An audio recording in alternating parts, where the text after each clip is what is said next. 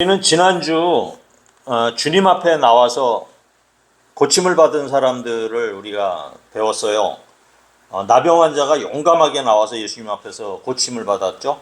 그 다음에 한 백부장의 하인이 중풍병으로 고생하는 것을 예수님께서 원격으로 치료를 해주셨습니다. 그리고 베드로의 장모의 열병을 고쳐주신 이야기를 우리가 지난주에 했어요.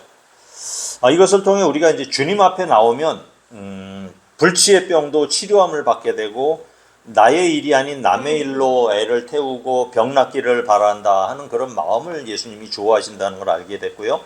또 예수님께서는 사역자를 세우기 위해서 치유하시는 장면도 보았습니다. 그 외에 성경 말씀을 보니까 예수님께 데려오는 자는 모두 치료함을 받았다 이렇게 기록하고 있어요. 그러니까 예수님께서 선별적으로 고친 게 아니라 데리고 오기만 하면 다 고쳐주시고요. 예수님 앞에 나오기만 하면. 사람들은 주 앞에 나오면 이제 구원받는다는 소문을 듣고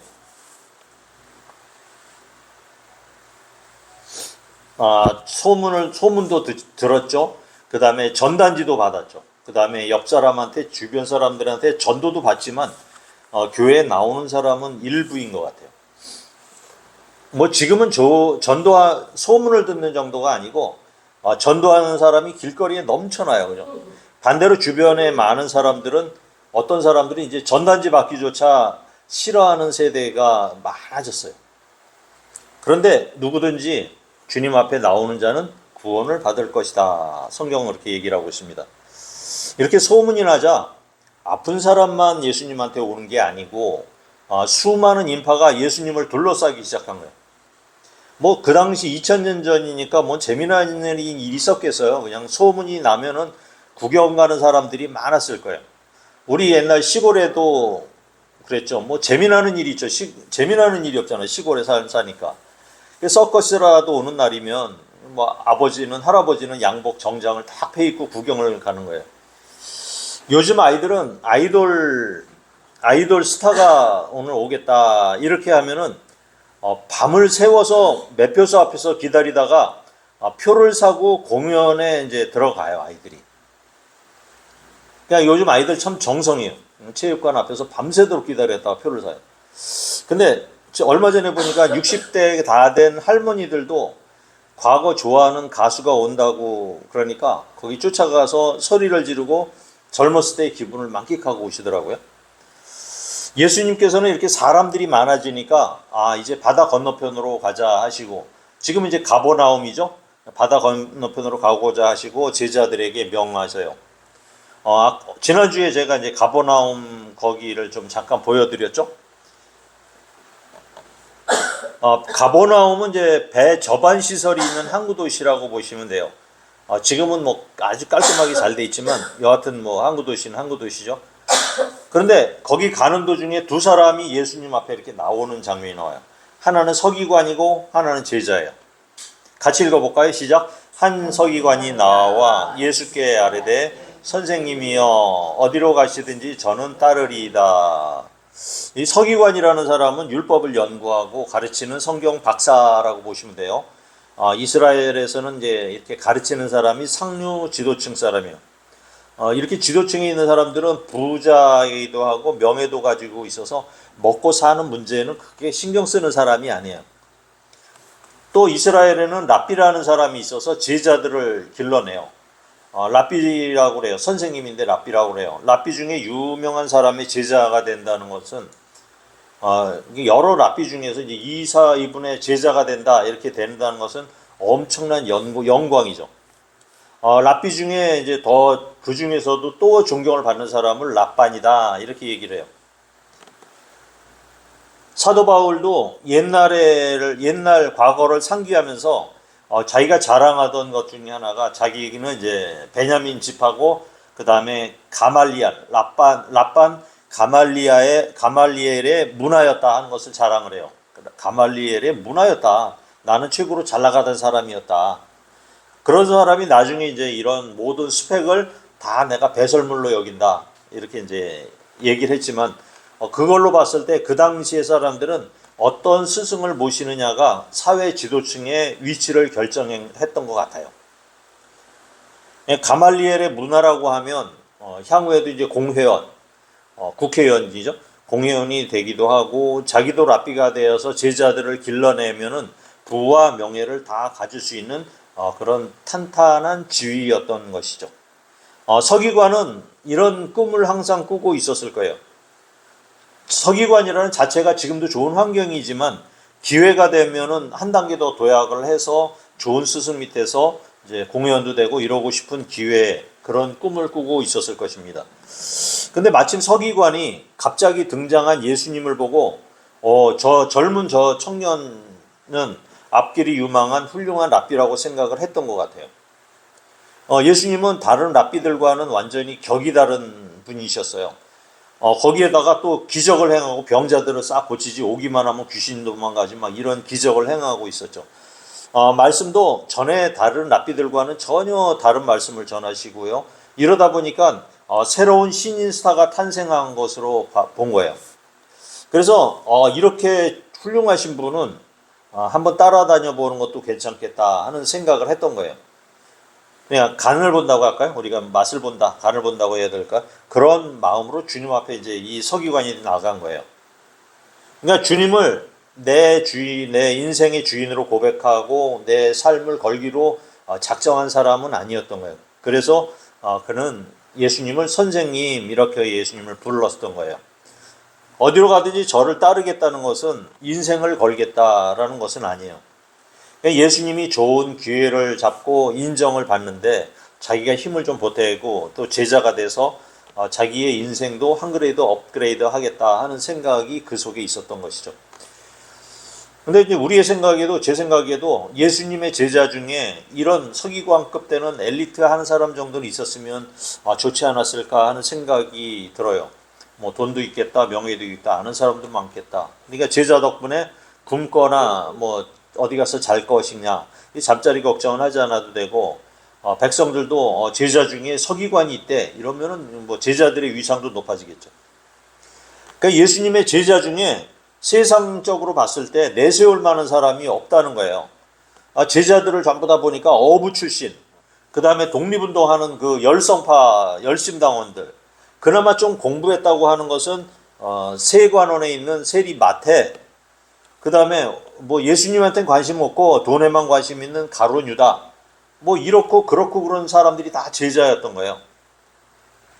그 제자가 된다는 것은 지금 내가 많은 것을 갖고 있는 사람은 어떻게 보면 힘들지 않겠느냐 하는 얘기를 하고 있는 거예요.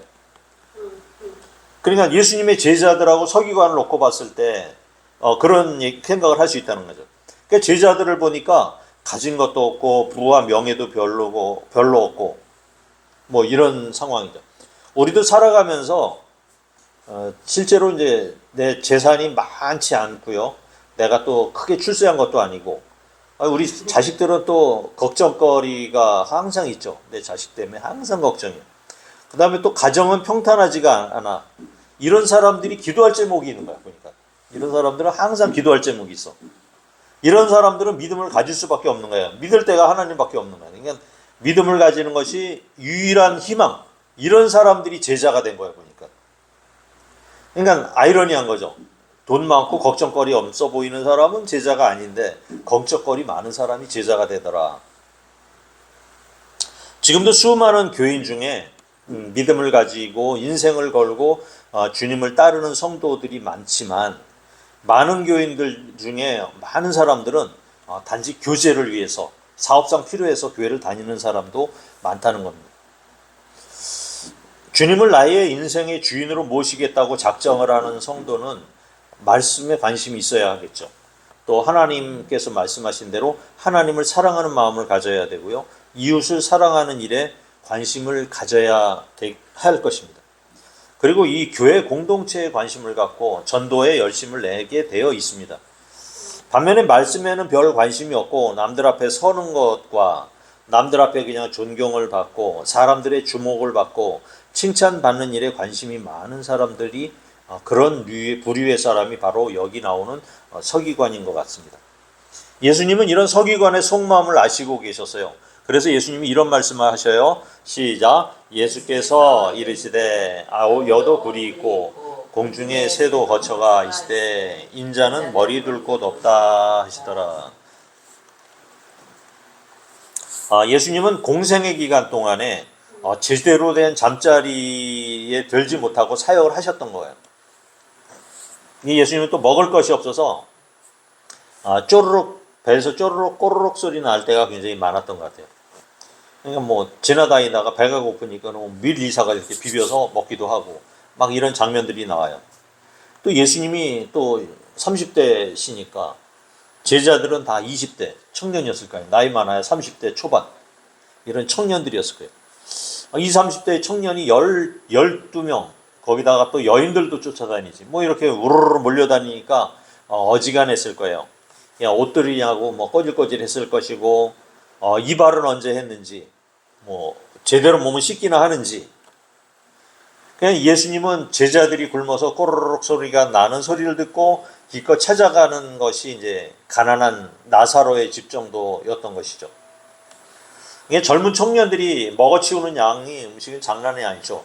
우리 때는 뭐 친구들 보면은 밥솥을 통째로 갖다 놓고 한 번에 다 먹어치우는 애들도 있고 그러더라고요. 그냥 먹고 나면 또 배가 고픈 게 이 나이들이잖아요. 그냥 음식 먹는 약도 장난이 아니니까요. 누군가 만약에 예수님하고 제자들을 초대해서 한번 대접을 하고 나면은 그 집안은 1년을 굶고 지내야 할 정도였을 거예요. 근데 성경에 보면 이렇게 병도 고치고 귀신도 쫓겨나고 이런 사람들이 많았는데 예수님을 집으로 초대한 사람은 희귀했던 거예요. 별로 기록이 없는 거예요. 그래서 주님은 이제 서기관한테 다시 물어요. 내가 이런 상황인데 뭐 짐승이나 새나 다 거처가 있고 하나님이 이렇게 뭐 먹여 살리긴 하지만 뭐 어디 갈 데는 있잖아. 근데 나는 갈 데가 없어. 이 얘기를 하시는 거예요. 이런 상황인데 나를 따를 수 있겠니? 하고 이제 물어보시는 거예요. 서기관이 가만히 보니까 이거 잘 나가는 줄 알았더니 그게 아니네. 주변 돌아보니까 그래서 슬그머니 이제 자리를 꽁무니 싹 빼고 가더니 지금까지도 연락이 없는 거예요. 이 서기관이 어떻게 어디로 가는지 모르겠어요. 예수님은 보니까 아무나 따를 수 있는 건 아니에요. 주님 앞에 나와서 병 고침을 받고 문제 해결을 받는다는 것은 가능하지만 자기 마음이 진정과 신령으로 마음이 이제 회심을 하고 돌아서서 주님을 믿는다는 것은 별개의 문제라는 거예요. 그래서 이것도 강제로 제자가 되려고 한다고 해서 제자가 될 수 있는 것도 아니에요. 너 예수 믿어 한다고 강제로 믿는 것도 아니에요. 그래서 이제 우리는 그렇게 얘기를 합니다. 이제 그런 마음을 먹는 사람은 주님이 택하신 사람이다라는 거예요. 내가 예수님을 선택한 것이 아니고 주님이 나를 선택했기 때문에 내가 여기 올 수 있었다는 것입니다. 또 제자 얘기가 한번 나와요. 같이 읽어보죠. 시작. 제자 중에 또 한 사람이 이르되 주여 내가 먼저 가서 내 아버지를 장사하게 허락하옵소서. 이스라엘은 지금 우리나라하고 마찬가지로 이 부모님이 돌아가시면은 지극정성으로 모셔요. 그러니까 사람들의 눈높이의 관점에서 보면은 장례식을 얼마나 성대하게 치르고 하객들이 얼마나 많이 오느냐에 따라서 그것이 능력이에요. 그 다음에 조의금이 얼마나 들어오느냐에 따라서 형제들 간의 경쟁이 거의 되죠. 어디 장례식장 가나 그거 경쟁이에요. 그리고 이제 이스라엘은 아버님이 돌아가시고 나면 이제 상속 문제가 걸려요. 그래서 재산을 분할을 하는 그런 일이 생겨버려요. 그냥 그 자리에 없을 수가 없는 거죠. 그러니까 이스라엘 문화상 절대로 부모님이 살아계실 때는 상속을 줄 수가 없어요. 돌아가셔야지만이 상속이 되니까 돌아가신 장례식 그 절차에는 반드시 있어야 되는 거죠. 근데 거기를 주님이 못 가게 하셨단 말이에요. 그래서 이제 본문을 다른 방향으로 원어를 가지고 또 해석하는 신학자들도 또 있어요. 다른 해석하는 사람은 아버지가 이제 골골골골해서 이제 돌아가실 때가 다 되었기 때문에 가서 정성을 다해 모시고 그래서 이제 돌아가시고 난 후에 상속 문제까지 다 해결한 후에 그 다음에 주님을 따르면 주님도 좋지. 돈이 생겼으니까. 그동안은 돈이 없었는데 돈도 생기고 또 자기 자신도 든든하잖아요. 이렇게 좀 재산을 쌓아두고 이제 예수님을 따라다니면 그렇게 이제 해석하는 사람도 있어요. 그러니까 본문이 어떻게 보면 단순히 예수님께서 아버지 장례식 치르고 오라는 그거를 갖다가 못 오게 막았다는 그런 의미가 아니라는 얘기죠. 그러니까 재산이 걸려 있고요, 명예가 걸려 있고 이웃들의 시선들, 이웃들이 바라보는 시선 등의 문제가 여기 지금 장례식에 걸려 있다, 이렇게 주님은 보신 거였죠. 그러니까 예수님의 대답은 이래요. 시작. 예수께서 이르시되 죽은 자들이 그들의 죽은 자들을 장사하고 너는 나를 따르라 하시니라. 예수님은 이제 장사 지내고 오는 자체를 반대하는 것은 아닌 것 같아요. 주님이 이 세상에 오신 이유가 재물을 모으고 출세하고 성공을 목적으로 주님이 오신 게 아니에요. 주님의 목적은 하나님께 영광을 돌리는 일이었습니다. 근데 하나님께 영광을 돌리는 그 일은 바로 십자가의 길이었던 것입니다. 그래서 예수님께서는 제자들한테 돈주머니도 차지 못하게 하시고요, 신발도 2켤레 이상 갖지 못하게 하시고 욕심을 다 버리게 하셨던 거예요. 그 다음에 남의 시선을 의식하여 지내야 한다면은 예수님의 제자의 길을 걷는다는 것이 어렵다는 그런 얘기를 하시는 거예요. 그래서 인생의 우선순위를 어디에 둘 것인가를 주님이 묻고 계시는 중이에요. 그 영적인 일에 우리가 매달리고 헌신하는 사람들은 육적인 일에 대해서 미련을 버릴 수가 있어야 하는 것입니다. 그러니까 돈이 필요 없다는 말이 아니고 가치관을 어디에 두고 살 것인가 하는 질문이 있던 거죠. 육적인 가치관을 지닌 사람은 영적으로 보면 그 사람은 죽은 사람이라는 거예요.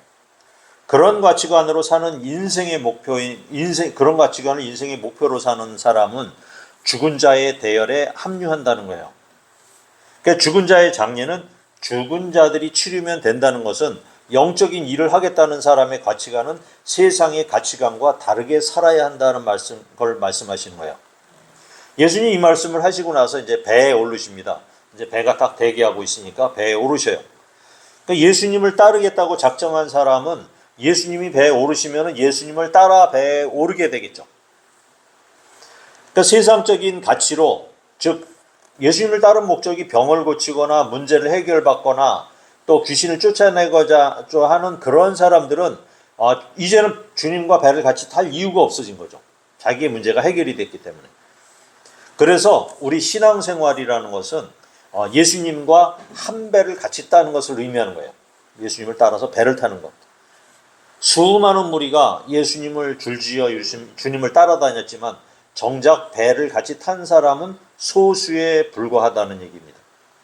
내가 믿고 싶어서 믿어지는 것이 아닙니다. 같이 배에 오른 사람은 주님이 택한 자들이라는 얘기입니다. 여기가 이제 가버나움에서 본 그 갈릴리 바다예요. 갈릴리 바다. 푸르죠. 여기가 이제 배를 타는 선착장이에요. 여기 지금 선착장 있죠? 이렇게 선착장으로 가서 이제 배가 오면은 여기서 배를 타고 떠나게 돼요.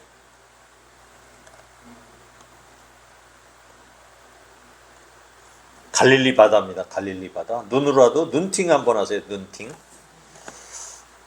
그리고 갈릴리 바다에 이제 여기 갔으면 당연히 주님이 배 타고 건넜던 이곳을 내가 건너야 되겠죠. 예, 선상 예배를 드리는 장면입니다. 요 앞에 여기 설교하는 사람이 접니다.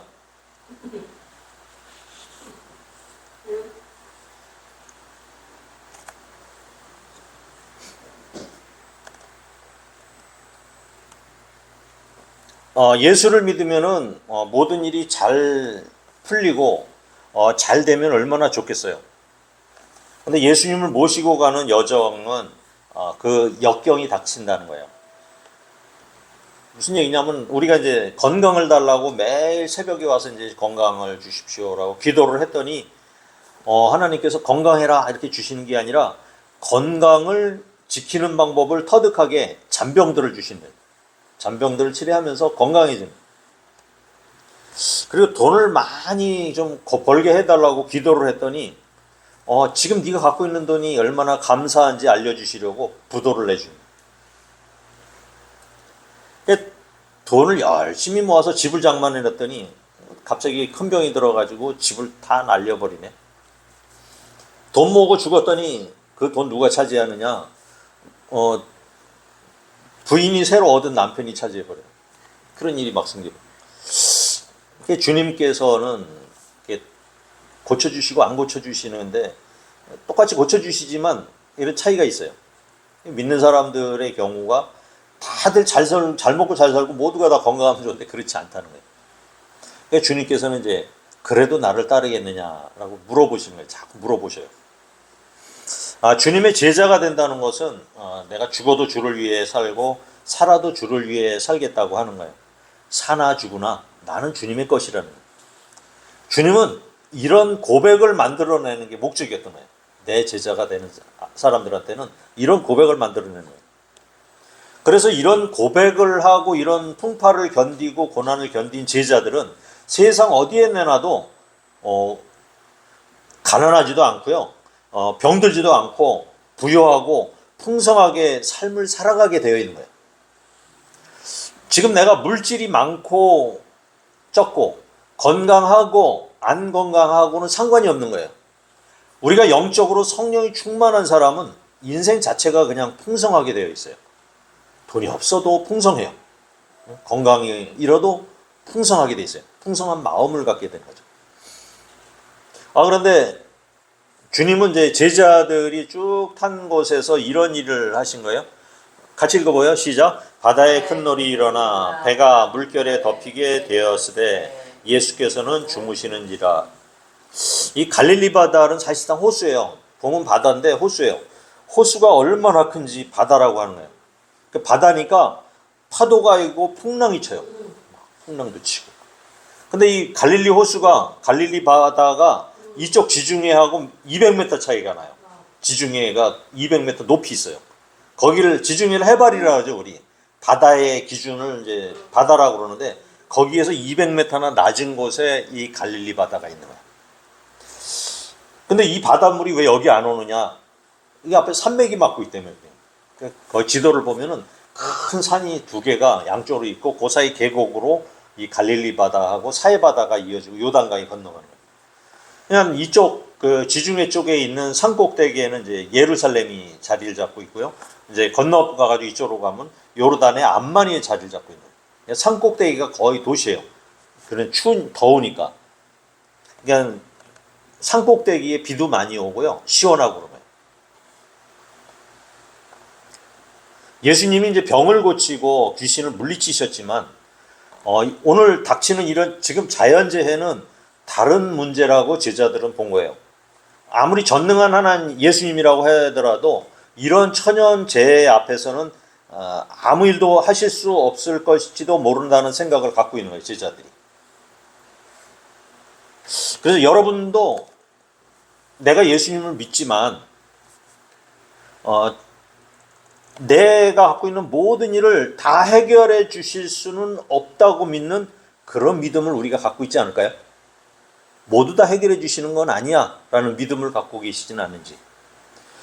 주님을 우리가 주님하고 부르기는 하지만 전적으로 내 주인이 돼서 도와주시지는 않을 수도 있다라는 믿음이 혹시 더 강한 것은 아닐까요? 그러니까 믿음으로써 모든 것을 다 하나님이 나에 도와주실 거야 라는 믿음보다도 때로는 안 도와주실 거야 라는 믿음이 혹시 우리 속에 더 강한 것은 아니냐. 지금도 이제 주님이 옆에 계시고 성령님이 내 옆에 계시다고 말을 하지만 실제 이제 어떤 문제가 닥쳐요. 큰 문제가 닥쳐보면 믿음이 오는 것이 아니고 우리한테 두려움이 먼저 오죠. 안 그런가요? 전부 다 두려움이 먼저 오지 믿음이 먼저 오진 않잖아요. 주님은 이제 이 문제를 해결하시는 거예요, 지금. 이 문제를 해결하시기 위해서 풍랑을 주님께서 이제 불러버리는 거예요. 풍랑을 불었어요. 나와 한 배를 타겠다고, 나와 같이 신앙생활을 하겠다고, 나를 믿겠다고 따른 제자들이 진짜 믿음이 있는가 한번 보고자 했던 것이죠, 예수님이.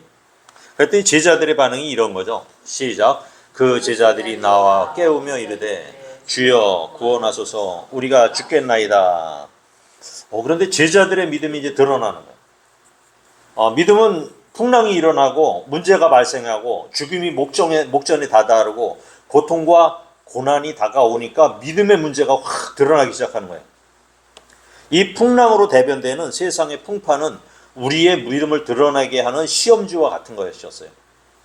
우리도 실력이 없는 사람은 시험을 통해서 어떤 사람은 100점 맞고 어떤 사람은 빵점 맞기도 하죠. 이 제자들이 누굽니까?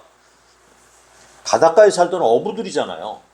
어부 출신들이 거의 절반을 차지하고 있잖아요. 풍랑에 대비하는 방법은 예수님보다도 이 제자들이 전문가예요. 평생을 고기잡이 했던 사람들이니까. 더군다나 이 갈릴리 바다 근처에서 먹고 자고 거기서 영업을 하고 고기를 잡던 사람, 그런 사람들이었잖아요. 어부들은 이럴 때 해결 방법을 잘 알고 있을 텐데 갑자기 풍랑이 확 닥쳐버리니까 속수무책이었던 거예요.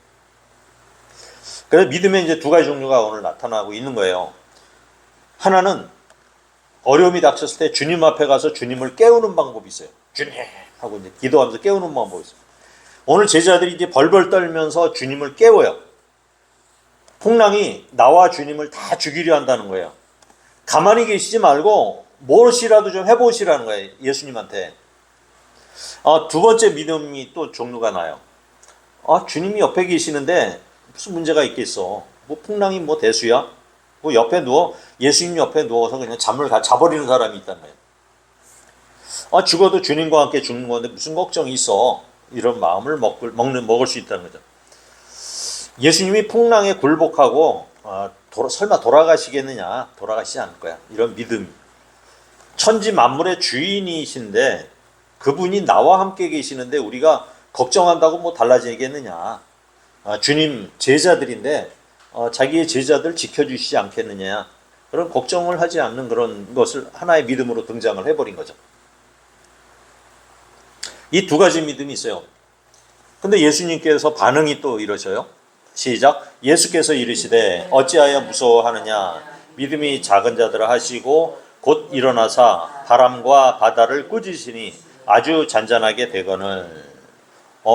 주님은 이제 막 깨우고 주님 뭐라도 좀 해주십시오 하는 제자들한테 제자들을 향해서 책망을 하시는 거예요. 누구 편을 드신 건가요? 두 번째 거겠죠, 그죠? 사실상 예수님을 깨운다는 것은 믿음이 있으니까 깨웠을 거 아니에요. 주님 뭐라도 좀 해주십시오 하고 믿음이 있어서 깨웠을 텐데 주님은 그런 제자들을 향해서 믿음이 없다라고 얘기를 해버립니다. 믿음이 없다. 그래서 예수님이 생각하시는 궁극적인 믿음의 방향은 두 번째라는 거예요. 이건 방관하고 믿음하고는 좀 다른 얘기죠. 그런 어떤 일이 발생하거나 말거나 자포자기하는 그런 생각, 그거와는 그런 믿음이 아니라는 얘기예요. 그건 믿음이 아니고요. 주님이 나를 지켜주실 거라는 믿음을 말하는 거죠. 그럴 때는 풍랑이 일어나면 풍랑을 구경을 하면 되고요. 파도가 일면 시원하다 그러면 되고 주님 옆에만 있으면 되는 거예요. 가만히 있어도 돼요. 이게 이런 믿음을 주님이 원하시는 거죠. 오늘 풍랑을 주신 주님의 목적은 제자들에게 믿음을 갖게 하기 위한 거예요. 천하 만물의 주인이 누구신지를 밝히는 거예요. 주님이 온 세상을 다 다스릴 권한도 있고요. 그 다스리는 권한이 지금도 유효하다는 것입니다. 그래서 사람들의 반응이 또 재밌어요. 시작. 그 사람들이 놀랍게 여겨 이르되 그이가 어떠한 사람이기에 바람과 바다도 순종하는가 하더라. 그냥 예수님이 배를 탈 때 예수님을 따라서 같이 배를 탄 한 배 탄 사람들은 어떤 면에서 보면 믿음이 있는 거는 맞잖아요. 그런데 그들에게 풍랑은 믿음을 단련시키기 위한 도구였던 거예요. 제자들이 풍랑에 벌벌 떠는 것은 믿음이 있는 줄 알았는데 진짜 믿음이 아니라는 것을 알려주시는 거예요. 반쪽짜리 믿음에서 세상 만물의 주인이 예수님이고 지금도 온 천하 만물을 다스리는 분이 예수님이라는 것을 가르쳐 주시는 겁니다. 그래서 제자들에게 예수님은 하나님이시다라는 믿음을 넣어주시는 교재로 바로 이 풍랑을 쓰신 거예요. 오늘 본문을 통해서 봐야 할 것은 누가 예수님을 따르는 자인가 하는 것입니다. 세상에서도 그렇고 교회에서도 그렇게 예수님의 설교를 듣고 감동을 하고 결단을 해도 막상 세상에서 닥치는 삶의 문제에 대해서는 사람들은 흔들리게 돼 있어요. 예수님이 병을 고쳐주시고 수많은 사람들의 귀신을 다 쫓아내시고 예수님께 데려오는 자는 모두 다 고쳐주시는 걸 본 자들에게서 드러나는 것이 믿음이 없다라는 사실이에요. 기적이나 병을 고치는 것이 믿음을 갖지는 않는다는 얘기예요. 예수님을 믿고 우리가 사업이 잘 되고 만사가 형통하게 되면 좋겠지만 그렇지 않다는 것입니다. 때로는 우리가 예수 믿으면서 성경을 읽으면서 많은 지식을 습득을 해서 남들보다 더 잘 나가고 싶지만 주님은 이런 욕심과 더 많이 알겠다라는 욕심과 믿음은 다르다는 것을 오늘 알려주시는 거예요. 주님이 다스리는 나라는 하나님의 나라입니다. 하나님의 나라는 하나님이 다스리는 나라예요. 하나님의 통치에 내가 순복하면 되는 거예요. 그러면 순복한다는 얘기는 거기에 순종하고 믿는 거죠. 근데 하나님의 다스림은 무엇을 통해서 이루어지느냐? 말씀을 통해서 이루어지는 거예요. 말씀을 통해서 우리에게 하나님 나라의 통치를 하고 계시는 거죠. 그 말씀은 우리가 말씀을 읽으면서 성령 충만으로 인해요. 성령이 들어오십니다. 그래서 말씀을 읽고 설교를 들을 때 이 성령 충만으로 인해서 설교 말씀이 이해가 돼요. 해석이 되고요. 우리 속에 역사를 하시는 거예요. 같은 설교 속에서라도 성령의 임재에 따라서 본인의 적용이 다 달라요. 그래서 믿음을 주시고자 하시는 주님의 뜻을 우리도 헤아리시고 우리가 어려운 일이 있거나 좋은 일이 있거나 슬픈 일이 있거나 낙심되는 일이 있다 하더라도 주님이 나에게 이렇게 하시는 뜻을 우리가 헤아리는 거예요. 그런 헤아릴 수 있는 큰 믿음을 소유하시는 우리 성도님 되시기 축원드립니다. 아멘.